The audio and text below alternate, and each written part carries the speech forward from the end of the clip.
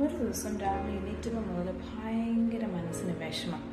എന്താണ് കാരണം എന്നൊന്നും ചോദിച്ചാൽ അറിയാവുന്നില്ല.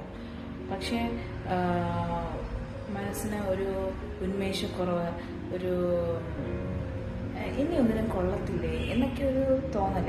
ഇങ്ങനെയൊക്കെ ഓരോന്ന് ആലോചിച്ച് ഞാൻ ബസ്സിൽ കയറിയപ്പോൾ വിൻഡോ സീറ്റുകളൊന്നും കിട്ടിയില്ല. അവസാനം ബാക്ക് സീറ്റാണ് കിട്ടിയത്. ഹെഡ്സെറ്റൊക്കെ കണക്ട് ചെയ്ത് ഫുൾ വോളത്തിൽ പാട്ടൊക്കെ ഇട്ട് ഇങ്ങനെ കേട്ടിരുന്നാലും മനസ്സ് ഫുൾ ഒരു വിങ്ങലായിരുന്നു. അങ്ങനെ ഇരുന്നപ്പോൾ ആ ബസ്സിലേക്ക് ഒരു ചേച്ചി കയറി വന്നു. She look confident, no fear, straight posture, no hesitation. Conductor വന്ന് അവൾ ടിക്കറ്റ് വെച്ചപ്പോൾ അവൾ സംസാരിച്ചു. നല്ല ക്ലിയർ വോയിസ്, ഐ കോണ്ടാക്റ്റ് ഒക്കെ കൊടുത്ത് കാണുമ്പോൾ തന്നെ ഭയങ്കര കറേജ് ഉള്ളതായിരുന്നു തോന്നി. അപ്പോൾ എനിക്ക് മനസ്സിലായി, കോൺഫിഡൻസ് ബ്യൂട്ടി അല്ല, കോൺഫിഡൻസ് കറേജാണ്. ഞാൻ എന്നോട് തന്നെ ചോദിച്ചു, എനിക്കെന്താ കോൺഫിഡൻസ് ഒന്നും കിട്ടാത്തത്? ഞാൻ എൻ്റെ ചുറ്റും ഒന്ന് നോക്കി. ബസ്സിൻ്റെ വിൻഡോയിൽ ഞാൻ എൻ്റെ തന്നെ റിഫ്ലക്ഷൻ കണ്ടു. ഞാൻ ഇരിക്കുന്നത് ശരിയല്ല.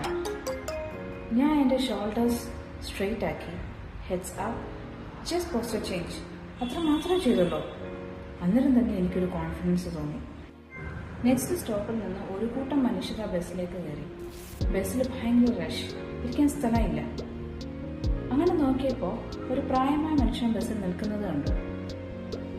സാധാരണ ഇതൊക്കെ കാണുമ്പോൾ സൈലൻ്റായിട്ടിരിക്കുന്ന ഞാൻ അദ്ദേഹത്തോട് ചോദിച്ചു, ഈ സീറ്റിൽ ഇരുന്നോളൂ എന്ന് പറഞ്ഞ് ഞാൻ അവിടെ എണീറ്റ് കൊടുത്തു. അദ്ദേഹം പുഞ്ചിരിയോടെ ഒരു നന്ദിയൊക്കെ പറഞ്ഞു.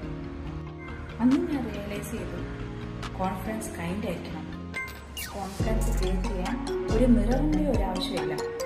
കോൺഫിഡൻസ് ക്രിയേറ്റ് ചെയ്യാൻ ഒരു ബസ് യാത്രയായാലും മതി.